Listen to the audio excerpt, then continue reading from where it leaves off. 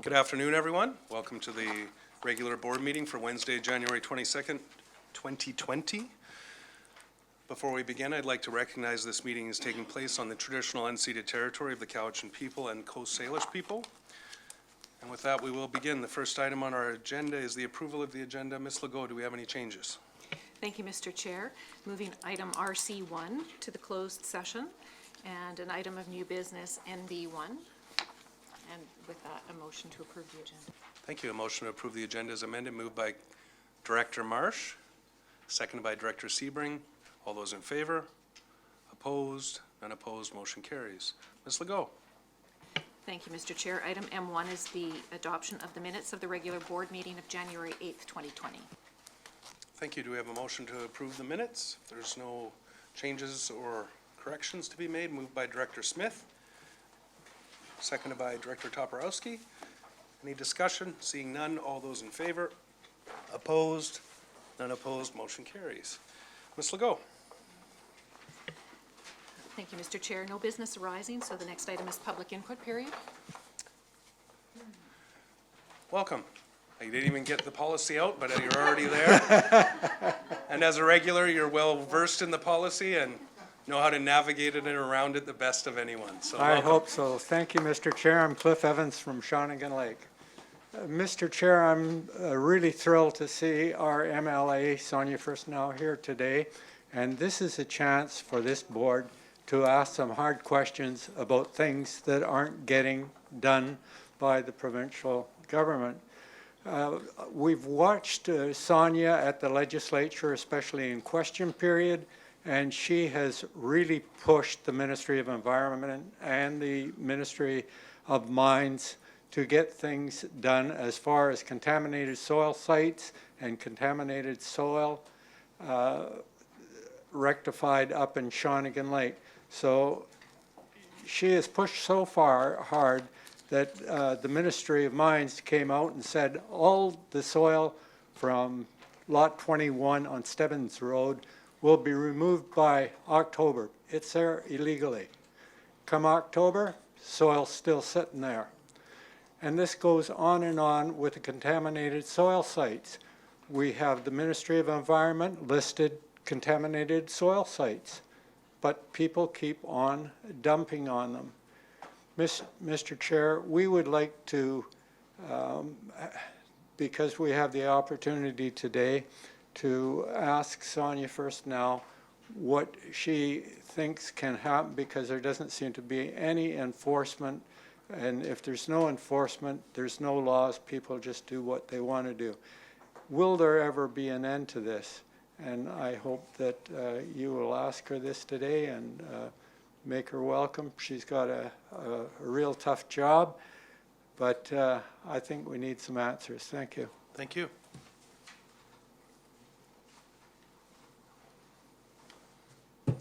Good afternoon, Mr. Chair and directors. I'm not sure if I'm allowed to, but I'd like to make a comment on the Rat Lake Trail. It's my understanding that the benches and the bridges have been removed. This is a trail used by an awful lot of citizens, and I think it's a shame that the CBRD is walking away from this trail.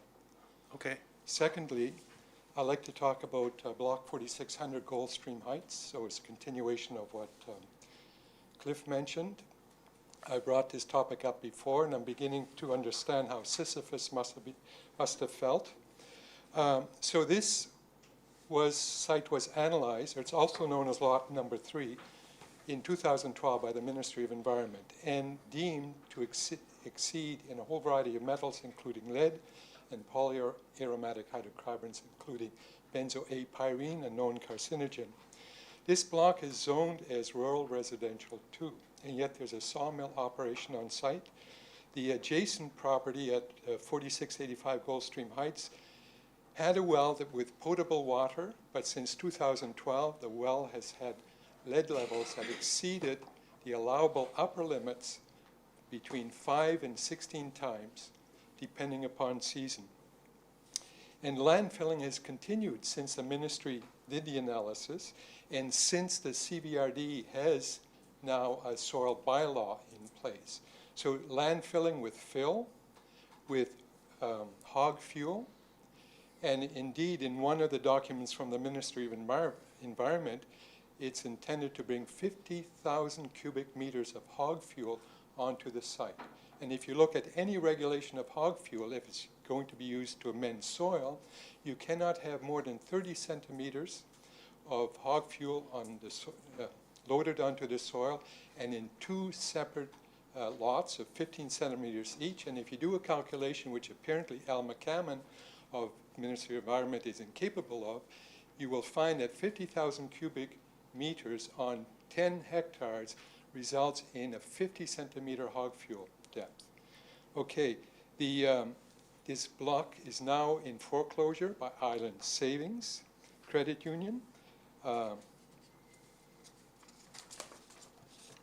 Just so you know, you've got about 40 seconds. Okay, so the owners of the adjacent lot have tried in vain to get Island Savings, the Ministry of Environment, and the CBRD to stop landfilling operations, to no avail. And my final comment, as directors, are you not worried that by your inaction you are sleepwalking into a lawsuit? I know if the adjacent property was mine, I would be seeking legal advice and go after the CBRD, the Ministry of the Environment, as well as Island Savings. Thank you. Thank you. Any more folks would wish to give public input before we continue our agenda? Seeing none, we will move on. Ms. Legault. Well, I guess I could probably do this part. I would like to move on to our delegations and welcome our MLA, Ms. Sonia Furstenau, regarding a provincial update. Welcome, MLA Furstenau. Thank you. Hello. Look at that, you got to clap before you even start. It's great to be back, and I really feel like I'm home at the CBRD if we're talking about contaminated soil. And thanks for the two gentlemen that went ahead. Cliff, I had a special name for him when I was director. He was SAD, the special advisor to the director, which I tried to do to make him happy, but sometimes that worked. And I'll start with actually addressing some of the things that Cliff and Bernie brought up because they're very important. The first thing being that the lot now where the 100,000 tons of soil on lot 21 is sitting actually belongs to all of us. It is under forfeiture process to the province because taxes have not been paid on that lot or on the adjacent lot, lot 23, for over 3 years, which initiates a forfeiture process. So congratulations, taxpayers of British Columbia. You now own lot 21 and lot 23, including the 100,000 tons of soil that the Minister of Mines, who as of today is no longer the Minister of Mines, did indicate on the record that she would have removed. So I will be following that up with her, well, with the new Minister of Mines, Minister Ralston, when we are back in session in February. Yeah, this is an ongoing issue, and one of the things that I think that I've recognized in the last couple of years at the provincial level is that decisions tend to be made all across all levels of government, often in isolation from every other decision that's made. And this is one of the problems that we have with what those outcomes of decisions can be, and that is that you're not necessarily able to take into account every adjacent decision that's happening, and you can't look at the cumulative impacts. And so the solution to this, in my opinion, really is about identifying where we want to collectively get to. And when we're talking about watersheds, which is something I like to talk about a lot, I think we have to identify what we want from watersheds. And watersheds really have multi-purposes in our communities. Water being at the top of that list, as is in their name. And there are some fantastic examples out there of watershed management that's happening in this province that really manages the watersheds for a number of outcomes. And my favorite example is Harrop Proctor. I went there this last summer. It's just outside of Nelson. And that is their community forest outside of Nelson. And it is being managed for climate resiliency, for water protection, for biodiversity, for economic output. They provide timber to Kolesnikov Mill, which produces mass timber, value-added products, and a lot of employment in the community. It's also being managed for recreation. It's being managed for its capacity to be a strong, diverse biosystem. And so I really think that we have to be looking at watersheds from that point of view, that they need to be recognized, that they provide a variety of services, really. And I know we talked a lot about looking at asset management from that point of view when I was at this table. And until we really get to a place where we are agreeing that we are looking at decision-making in the context of where do we want to get to? And then we can start to measure where those decisions, are they taking us closer to that place that we've agreed we want to get to, or are they taking us further away? And if you continue to undermine the well-being of a watershed with massive amounts of dumping, then you are moving away from what that fundamental principle of that watershed is, which is to provide water for communities. So, thank you very much, Cliff, for letting me wax poetic about watersheds for a little bit there, my favorite thing. I do have a bit of an update I wanted to just go through. Of course, we know locally that we've had a lot of successes that we can celebrate here in Cowichan over the last couple of years, and most recently the announcement of a new high school. We have a new hospital coming. We have the hospice, and kudos to you as a board and for the foresight of the board members before you, long before any of us, well, some of you might have been here, but particularly around the hospital, the foundation that the CVR-HD created was really so pivotal to being able to see the success of getting a new hospital here, so way to go. We've worked on something called the Kashinto Project through my office, and that is looking at the overrepresentation of Indigenous children. It is a real crisis here in Cowichan. We are twice the average rate of children in care than the rest of the province, and we've worked with two members of Cowichan tribes in particular, Mel and Jenny, who have written a Kashinto Project report, which is available online, and if you're interested, I can get it to you. And one of the stories I just wanted to tell was about the Weir, because I know we celebrated that there's funding for an engineering study for the Weir, and that is great news, and we know that that's been something that the people of Cowichan have wanted for a long time. And when we step back and look at how that funding came about, one of the stories that gets lost in that was in our first year in office, one of the focus points for Adam and one of our staff people, Claire Hume, was really on salmon and the importance of salmon in British Columbia, and the fact that, as Adam pointed out, there are 7 different ministries with some kind of overlapping jurisdiction just at the provincial level with salmon, right? Everything from MOTI to environment and everything in between. And what was happening was, what we were seeing is a pretty steep and worrisome decline in salmon populations, particularly related to the habitat that salmon need to be able to thrive. And so out of that work came the Salmon Restoration Innovation Fund, jointly managed by the federal government and the provincial government. And the Cowichan Weir Engineering Project is one of the first projects to get funding from that particular fund, which is a great example of how things can be moved forward from different angles and result in outcomes that we're all eager to see. So that's a little list of some of the things. I've had a lot of committee work as an MLA. This might be the one thing we look back at our confidence and supply agreement where we said we want to be on every committee, and I'm not sure we thought that through entirely well. There's a lot of committees. But I'm, as House Leader for the Greens, I am on what's called the Legislative Assembly Management Committee, and you might have noticed over the last year there's been a few things at the legislature going on. And out of those events, out of the report from the Speaker that came out just about a year ago now, that committee has really taken it on to look at the vacuum of policy and processes that existed that allowed for that to happen at the legislature, where the clerk and the sergeant at arms have had to resign under some pretty unfortunate circumstances. And I'm really pleased to report that the work has been significant, and it has been very nonpartisan. All three parties are represented at that committee. All three House leaders are at that committee.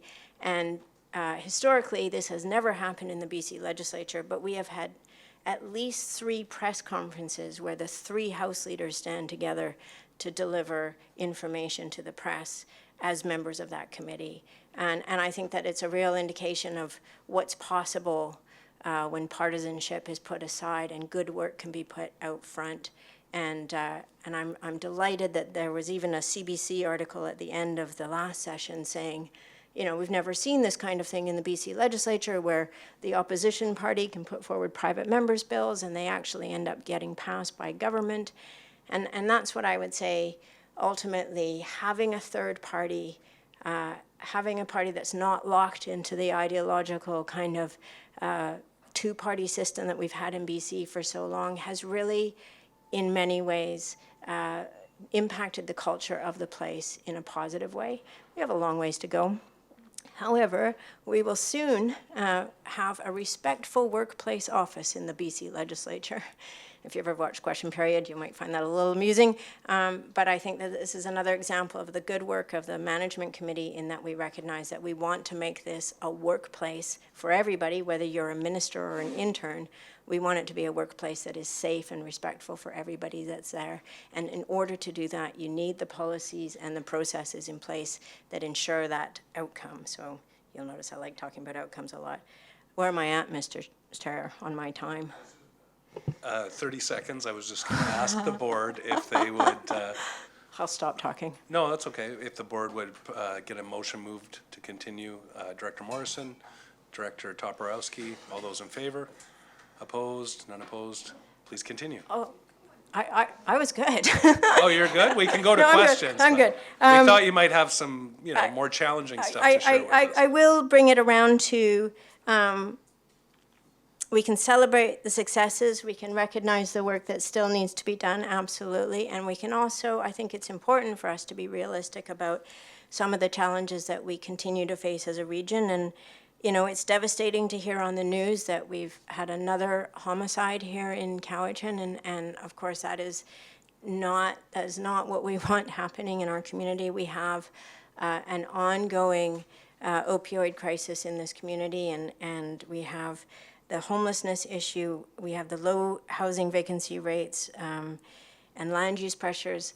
I think that I'm also incredibly proud of the leadership team that we've created here with the mayors and the chair and the MP and the MLA, so that we can at least collectively come together to have a voice as a community on those issues and be able to communicate out to the other levels of government and say, you know, we're here together, we recognize these problems, we're putting solutions on the table, and we're inviting you in to come and participate in that solution making with us. And so there's lots to be proud of, and the work is never going to be done. Good thing we all have so much energy, right? So thank you very much, and if you have questions, happy to take them. Thank you. I'll start a speakers list. First I have Director Smith, or Director Wilson, sorry. Thank you, Mr. Chair. Welcome, Sonia. Always a pleasure to see you Thank here. you, Mr. Wilson. I've got a couple of things here. One of the things was the couple of points that Cliff Evans brought up there about the soil being removed and all the rest of it. And as you say, there has been some legislation over that. But there doesn't seem to be the will to enforce that legislation. And I'm just wondering whether there is anything that can be done. So there hasn't been legislation so much as a minister's statement. So no this is, if you're speaking about the soil that's on Lot 21 in the Shawnigan, in the former Cobble Hill holding site, what there was a minister making a commitment to tell the company to remove that soil. They didn't do it. And now it's really back in the government's court as to how they want to proceed at this point. But it does raise a really important question, which is the danger of either statements from ministers, statements from government, or legislation or policies that aren't enforced. And as we know, there is a long history of issues around enforcement, compliance and enforcement in the resource sector. And as you probably know, one of the things I worked on a lot in the first year and a half that I was in the legislature was on reforms to the professional reliance model. So we do have now a superintendent of professional governance. We have government oversight of the professional regulators in the resource sector. And again, that is getting up and running, and it needed to happen, in my opinion, and I'm delighted to see that coming into place, because this long-standing culture of non-compliance and non-enforcement has really, created a Wild West kind of culture out there. It's kind of like, and I know very well, having my time spent here, that the tools that local governments have are limited and expensive, and the expectation that people will do the right thing because that's what the rules are, aren't always met, obviously. But it is something that we have to come to terms with, and the danger of the message being sent that if you don't do what we tell you to do, nothing happens. That's a very unfortunate place to be. Yeah, very quick follow-up. And I take your point about the decisions being made in isolation. There's so many departments which are involved in trying to get, and they don't seem to get together. That's something I'm sure will be sorted out in the future. But one of the things that, and I'm very good at misunderstanding things, so. No. You said that we need to concentrate on the fundamental problem of the watershed. But if we have a situation where an outside agency such as a soil dump is contaminating that watershed, we still have a duty to do something about that contamination source. Does that make sense to you? Yeah, absolutely. I think that when I'm saying we have to look at the whole watershed as a whole, and identify, what are the outcomes we want to see, it makes it easier to say, well, this certainly moves us away from those outcomes, right? The fact that enforcement isn't happening, as Cliff's pointed out, way back to 2012, when the Ministry of Environment identified several contaminated sites in the Shawnigan watershed, and there's no action that comes out of that. To me, the action ultimately would need to be motivated by a set of clear outcomes that are identified. And if you have situations that move you away from that, what you want to achieve, then you can say, okay, then we put our energy and efforts into that action because that needs to happen. Does that make sense? Yeah. Okay. Thank you. I don't have anyone else on my speakers list. Did I miss hands? Oh. Well, I guess that was Okay. a thorough update, enough that people don't have questions. Oh, Director Nicholson. Oh, there we go. I don't have a question, Sonia, but the Cook Silo watershed has been a huge concern in my community. And we are faced with running out of water generally, and the dairy farming community in particular is being very hard hit. And we have 10 large dairy farms in the watershed. And we are really looking forward to the opportunity to do a water sustainability plan. The province it appears to be scoping out a plan, and I'm hoping that you can make sure that it actually gets eventual funding and goes ahead. Because I know our watershed's going to be particularly challenging because it's all private land, 80% of it private forest land. So it's, but it's a really important initiative, and I think it's the only way our community is going to see its way through a really difficult conversation. I'm delighted to talk about the Water Sustainability Act, which is, again, a tool that can lead us to an outcome that says we do want to ensure that we have long-term sustainability of water. And Cook Silo is such a perfect example of this. And the Act has a lot of promise and potential, but it needs the work to be done in order for it to achieve that promise and potential. And one of the most important things is for water users, particularly agricultural and industry users, to get their licenses for the water that they are using, so that there can be coordination and an understanding of the volumes that are being used. So one of the things that I am working on right now, and I had a former Ministry of Environment staff come to me and lay out the problem that we have had very limited uptake on the water licensing piece under the Water Sustainability Act, which puts the whole initiative at risk, because if we can't get the buy-in by a certain time, that act and its potential is going to be severely diminished. I did reach out to the former Minister of Environment, who was the minister when that act came in, and that's Mary Polak, and she has investment, obviously, in seeing that go forward, and I am working with her to see if we can collaborate on getting government to move forward with what needs to happen, which is this licensing piece of the Water Sustainability Act. So more collaboration and nonpartisanship at work for outcomes that really matter. Thank you. No further questions for our MLA comments? Seeing none, I just want to say thank you so much for all of your work. And I admittedly, and I know a few others around this table, do watch politics sometimes like a spectator sport, especially the legislature.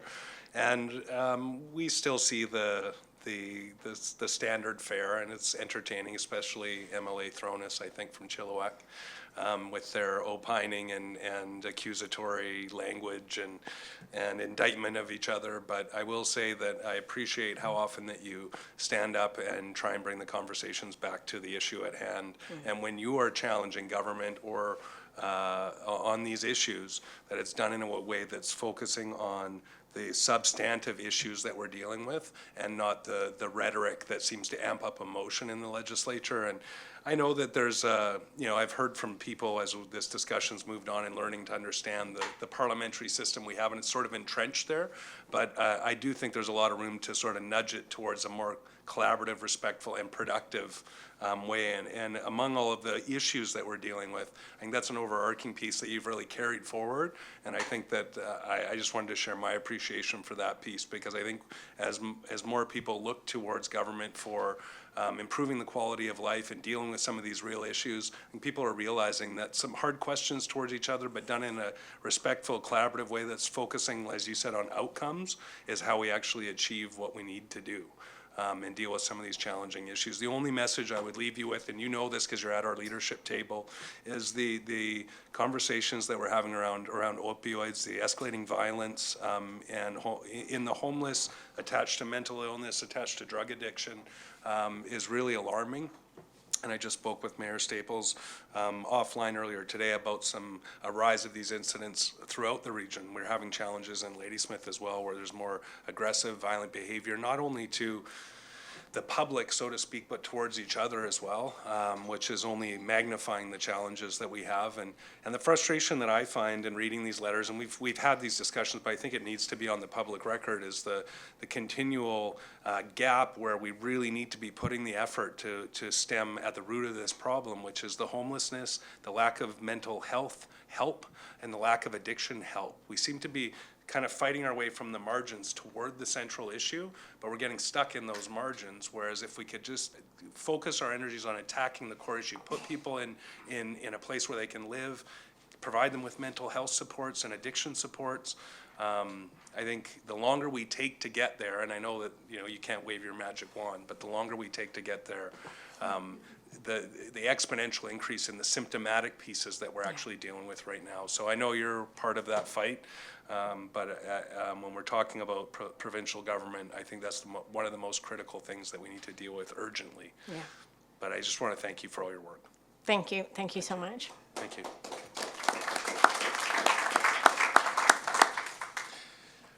All right, so Ms. Legault, we have moved past our delegations. Report of the chairperson. Report of the chairperson has been moved to closed session around the ICF director. And I just said a few things about it, but I wanted to express thanks to the leadership group and Vice Chair Morrison, because he's been a foundational member of establishing the work with that leadership group. And I think that as we continue to collaborate on solutions and push the provincial government, I'm really impressed with that group. Trying to stay as quiet as possible and just absorb and learn right now, but you know me, I can't help myself, so I do say a few things with a fresh perspective. Thank you all for that. Moving on, Ms. Legault, to committee and commission reports. So that would be through to Director Morrison. Thank you, Mr. Chair, and your Electoral Area Services Committee reports and recommends as follows, and maybe I should just note for those of you in the audience, these are recommendations that came out of our meeting this morning, which was a rescheduled meeting from the one that was canceled last week due to weather. And it's a pretty long report, so I will abbreviate where appropriate. And the first 18 items are for all directors. So here we go. Number one, that the board approve a grant and aid electoral area C Cobble Hill in the amount of $200 for Francis Kelsey School Dry Grad in support of their Dry Grad 2020 celebrations. Number two, that grant and aid electoral area D Couch and Bay in the amount of $500 to the Couch and Bay Improvement Association in support of the Maritime Center Boat Festival. Three, that grant and aid electoral area D Couch and Bay in the amount of $500 be provided to the Cobble Hill Event Society to support Music in the Park 2020.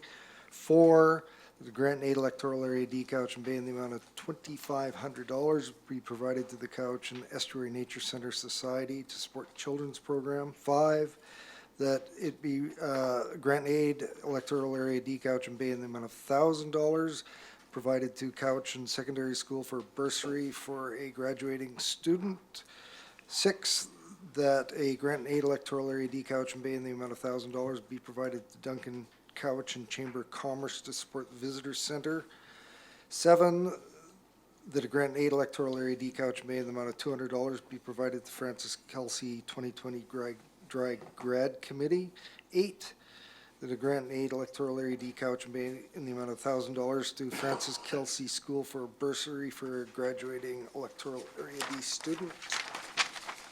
Nine, that a grant and aid electoral area D Couch and Bay, there's a theme here, in the amount of $1,000 be provided Mill Bay Marine Rescue Society to support replacement of the Marine Rescue Boathouse. 10, grant and aid electoral area I U-Boat Mead Creek in the amount of $500 be provided to First Lake Couch and Scouts to support purchase of first aid kits for Scouts.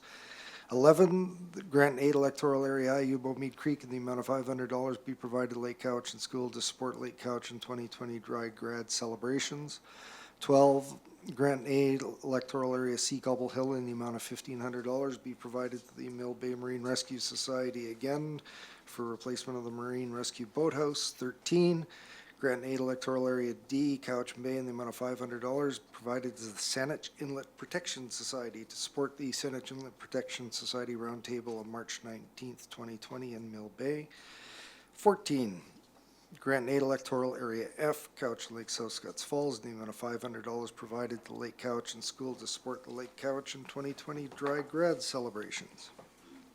15, that it be recommended to the board for today that one, that a grant application to the Investing in Canada Infrastructure Program Green Infrastructure Environmental Quality Substream for the salt air water treatment expansion electoral area G in the amount of $6,030,000 be submitted, and that subject to grant approval up to a maximum of $1,608,201 in capital operating and reserves and short-term borrowing for the salt air water treatment expansion project be approved, and that a loan be paid back over 5 years under the liabilities under agreement section 175 of the community charter.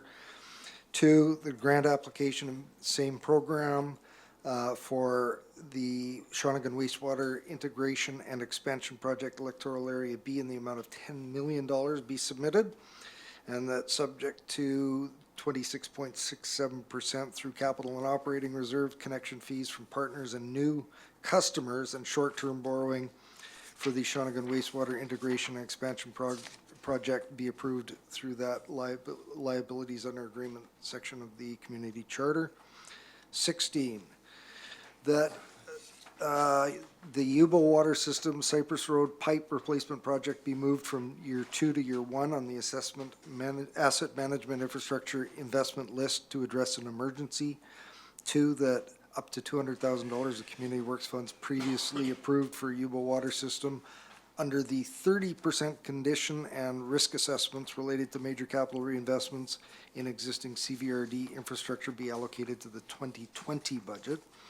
3, that the 2020 budget for 653 Yuba Water System be amended to A, increase transfer operational reserve funding by 40,000, B, increase transfer surplus funds by 60,000, C, increase transfer from Community Works funds by 200,000, D, increase capital engineering structures by 300,000, and 4, that the expenditure of these funds prior to adoption of the budget amendment be approved. 17, we're almost there, that it be recommended the board that bylaw 3707 Burnham Water System Service Establishment Bylaw 2013 be amended to extend the boundary to include PIDs 030265801 and 006337530 pursuant to policy 20.1 of the South Cowichan OCP bylaw number 3510, and 18, that it be recommended to the board that the building permits for Cowichan Coxsila floodplain policy 1994 be rescinded, and I move those 18 items. Seconded by Director Kuhn. Any discussion? Seeing none, I'll call the question. All those in favor? Opposed? None opposed, motion carries. Item 19, electoral area directors only, that it be recommended to the board on January 22nd, 2020, that development permit application number DP 19B12 for PID 003790592 be issued. I move that item. Seconded by Director Nicholson. This is for electoral area directors only. Do we have any discussion? Seeing none, all those in favor? Opposed? None opposed, motion carries. That concludes my report. Thank you, Director Morrison. Ms. Legault. Thank you, Mr. Chair. SR1 is a staff report from Legislative Services on the Board and Standing Committee calendar for August 2020, with the recommendation that the August 5th Electoral Area Services Committee and August 12th Board meetings be cancelled, and the August 12th Corporate Services Committee meeting be rescheduled to August 19th. So in the report, you see some of the implications there. I'll turn to Director Yanni DiNardo first. Thank you, Mr. Chair. I would like to move option 1. If I've got a seconder, I can speak to it. Seconded by Director Wilson. Director Yanni DiNardo. Yeah, I think we used to do this in the past. I know that it would make, we could call if there's an urgent meeting, and the meetings will be a little longer, but we understand that. But we've been extremely busy and pushing through with stuff, and I really feel that when we have August, we have a window where we still have to work in our communities, we still have to do our community work in our meetings, but it gives a better downtime for everyone. So that's why I believe that the option 1 would be better. Thank you. Anyone else like to speak to the motion? Okay, then I'll call the question. All those in favor? Opposed? None opposed, motion carries. Sounds like you had your finger on the pulse there, Director Yanni DiNardo. Moving on, Ms. Legault. Thank you, Mr. Chair. SR2 is the Parcel Tax Roll Review Panel meeting date with a recommendation to schedule the sitting for Wednesday, February 19th, 2020 at 12:30 p.m. at the CVRD office. Thank you. Do we have a mover? Moved by Director Morrison, seconded by Director Yanni DiNardo. Any discussion on that? Seeing none, all those in favor? Opposed? None opposed, motion carries. Ms. Legault. Thank you, Mr. Chair. SR3 is a staff report from the Finance Division regarding security issuing bylaw for information. Thank you. Are there any questions or inquiries of staff on this? If not, it's there for information. Seeing no hands. And I am trying to go a little slower so I don't just barrel through the agenda. So I don't see anyone, so I'm going to ask Ms. Legault if we can move on. Thank you, Mr. Chair. On to bylaws. Item B1 is CVRD bylaw 4313, security issuing bylaw spring 2020 for first, second, and third readings. Thank you. Moved by Director McGonigal, seconded by Director Yanni DiNardo. Any discussion? Seeing none, all those in favor? Opposed? None opposed, motion carries. On to number 14.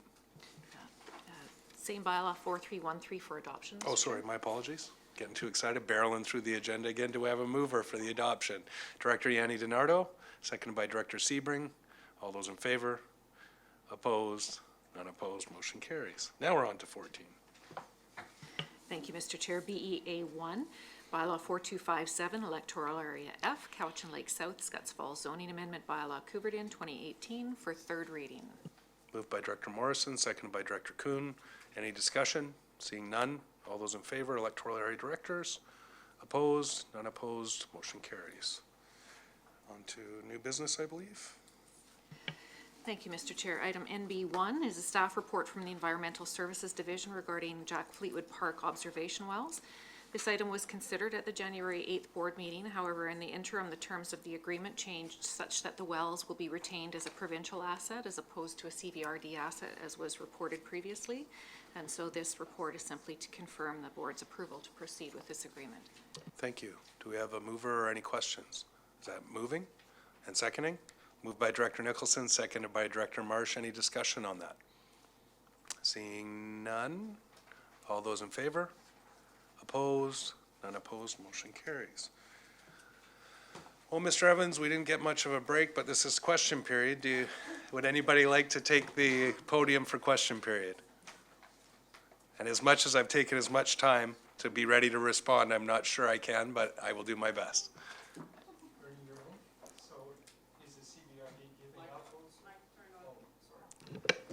You sounded like you're on the mic. It's just how your voice carries, but. Ernie Erling, so is the CVRD planning to walk away from the Rat Lake Trail? A lot of citizens use the trail. Oh, I appreciate that, but our question period, because we don't have the appropriate staff at the meeting, if it's not on the agenda, it's usually about the agenda. Okay. But I will give you a commitment to follow up and see what I can find for you. And my second question is, why is the soil deposit bylaw ignored with respect to the 4600 block on Goldstream Heights? So my understanding, and I will again clarify this, and I do have a note that I took down from your input about the jurisdiction on the deposit of those kinds of items. Our soil deposit bylaw, I know initially, and I don't think I'm speaking out of turn, when we sent it to the province was rejected because we tried to, I guess, essentially overstep our jurisdiction. I'm not sure regulating what is being deposited there is fully within our control, but No, in the past, but what Yeah. is currently being deposited? Again, the soil deposit bylaw, when it comes to contaminated soil, and again, this is my understanding, we don't have the ability to regulate that within our jurisdiction, that there is superseding jurisdiction, and I guess I'll put it this way. My understanding is if we have the ability within our jurisdiction and our bylaws, we would provide what regulation we can. But I will find out for sure, and I commit to get back to you in an email with clarity. Just one comment. Alan McCammon from the Ministry of Environment says this is the responsibility of the CVRD, not environment. So Okay, well, I will follow up. Thank you. Anyone else who would like to ask a question that it looks like I may not be able to answer? No? Thank you. To the board, before we adjourn, I would ask if we just remain seated and move directly into closed session. I believe we have a short agenda and we can just finish off, so I will make sure I get my process appropriate. Do we have to rise? Sorry. Thank you. Seconded by Director Yanni DiNardo. Director Morrison moved. All those in favor? Opposed?